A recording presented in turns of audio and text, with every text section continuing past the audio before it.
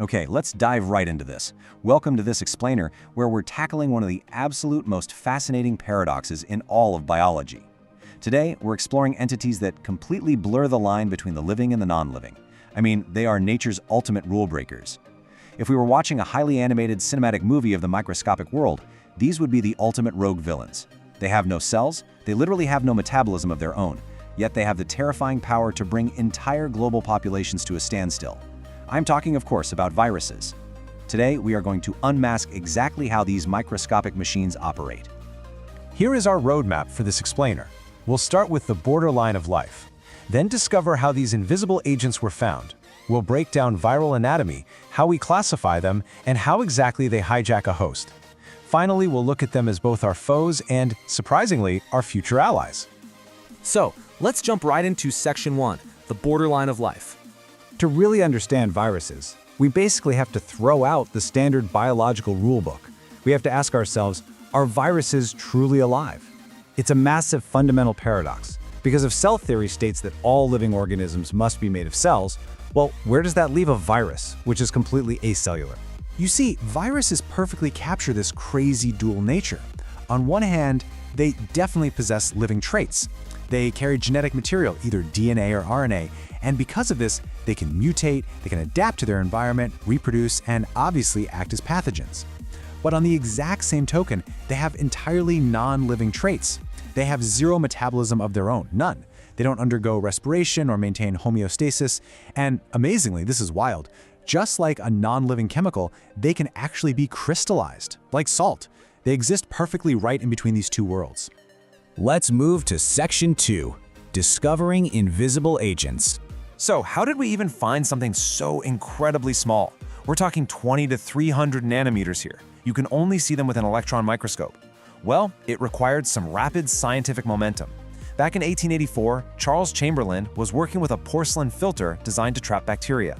But when he was studying rabies, he noticed the disease-causing agent slipped right through. He called it a filterable agent, which gave us the first real evidence of viruses. Then, by 1888, Martinez by Jerning coined the term contagious living fluid while studying tobacco plants. By 1935, Wendell Stanley successfully isolated and crystallized the tobacco mosaic virus, which proved those crazy non-living chemical traits we just talked about. Fast forward to 1971, and David Baltimore gave us the modern system for classifying their genomes. Which brings us to Section 3, Anatomy of a Virus.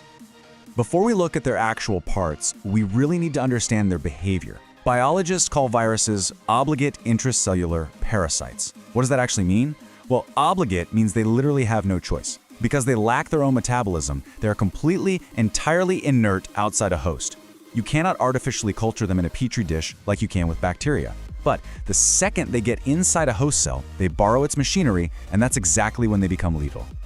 The absolutely crucial point here is their minimalist structure. Think of it like a highly efficient, animated little spaceship.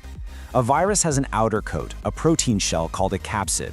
Some viruses also have an optional outer envelope made of lipoproteins, which are basically fat and protein compounds, often studded with spikes to help bind to a host. Now here's a fascinating, totally counterintuitive fact. You might think having an extra envelope makes a virus stronger, right? Actually, enveloped viruses are more sensitive and less resistant to being destroyed than naked viruses. Inside the core, they carry their genome. Remember, it's either DNA or RNA, never both at the same time, along with a toolkit of vital core enzymes like reverse transcriptase, integrase, and protease to help them replicate. Section 4, Classifying the Viral World. With such a huge variety of structures and targets, scientists needed a way to organize this microscopic chaos. David Baltimore's classification system does exactly this, by grouping them primarily by their genome type. So we have double-stranded DNA viruses like adenovirus and herpes. We have single-stranded DNA like parvovirus. We have positive-sense single-stranded RNA viruses like polio and Zika, where the RNA acts directly as messenger RNA to build proteins. And then we have rtsRNA. These are retroviruses like HIV, which carry that special reverse transcriptase enzyme to turn their RNA back into DNA once they're inside the host. On to Section 5, Hijacking the Host Machine. Now let's watch them actually go to work.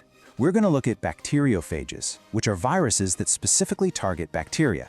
Picture this like a vividly animated sci-fi invasion. The lytic cycle is a brutally efficient master and slave relationship, and it happens in 5 distinct steps. First, the virus lands on the bacteria. Second, it attaches to specific cell wall receptors, forming a weak chemical union. Third, the sheath of its tail contracts and releases lysosome, an enzyme that literally dissolves the bacterial wall. This leads to step 4, penetration and unplugging, where the tailpan pushes right through the barrier. Finally, step 5, it injects its viral DNA straight into the host, leaving its empty protein coat sitting completely outside. Once inside, it hijacks the cell to build hundreds of new viruses, eventually bursting or lysing the cell wide open. Just to give you an idea of the sheer speed here, one single virus can turn into 200 new viruses in just 25 minutes. But not all attacks are immediate. In the lysogenic cycle, we see more of a host and guest relationship. Instead of destroying the bacteria immediately, the viral DNA seamlessly sneaks into the host's own genome. It becomes a prophage. It just sits there, dormant, quietly replicating every single time the bacteria naturally divides. It's a silent, ticking time bomb. So what actually sets it off? Induction. If the bacteria experiences stress, like from UV radiation, dangerous chemicals, or dehydration, the virus senses the danger, switches right back into the violent lytic cycle, and bursts out to go find new hosts. And finally, Section 6, Viral Foes and Future Allies. Let's zoom out for a second to see how this impacts human health. HIV, which we mentioned is a retrovirus, moves in 3 devastating stages. First is the asymptomatic carrier stage. Someone might have mild symptoms early on, but then they completely disappear for 9 months or sometimes even years. The virus is actively hiding, though a diagnostic test like an ELISA would still show positive. The second stage is AIDS-related complex, or ARC. This is marked by persistent, non-disappearing swollen lymph nodes in the neck, armpits, and groin, along with heavy night sweats and memory loss. Finally, the end stage, full-blown AIDS, where the immune system is almost entirely lost. This whole progression relies on a very specific, ordered sequence of those core enzymes we discussed earlier. First, it uses reverse transcriptase, then integrase, and finally protease. There is a massive, absolutely crucial point we need to grasp here. AIDS itself is not an opportunistic disease. It creates the opportunity for them. HIV doesn't directly kill a person by acting as a cancer or a fungus. Instead, it systematically dismantles the body's entire immune resistance. It opens the front door. Diseases that a normal, healthy immune system would easily fight off, things like Kaposi sarcoma, specific skin cancers, or severe fungal infections, suddenly have the ultimate opportunity to take over the host. But to wrap up our explainer today, I want to show you how these devastating foes might just become our greatest allies. Remember those bacteriophages that violently hijack and explode bacteria? Well, scientists are now actually using them for our benefit through something called phage therapy. Because phages are so unbelievably good at injecting DNA, they are perfect vectors for genetic engineering and building genomic libraries. Even more incredibly, we are developing targeted antibacterial nanomedicines. Think about this. If you have a deadly bacterial infection, doctors could theoretically inject a specific engineered bacteriophage that totally ignores human cells, hunts down the pathogenic bacteria, and destroys it from the inside out. Which leaves us with a truly provocative question. Could the very entities that cause our worst pandemics hold the key to our future medical survival? From obligate parasites that blur the literal line between the living and non-living, to complex nanomachines that can be engineered to save lives, the viral world is just as terrifying as it is awe-inspiring. Thank you so much for joining me for this explainer, and I really hope you leave seeing the invisible world around us in a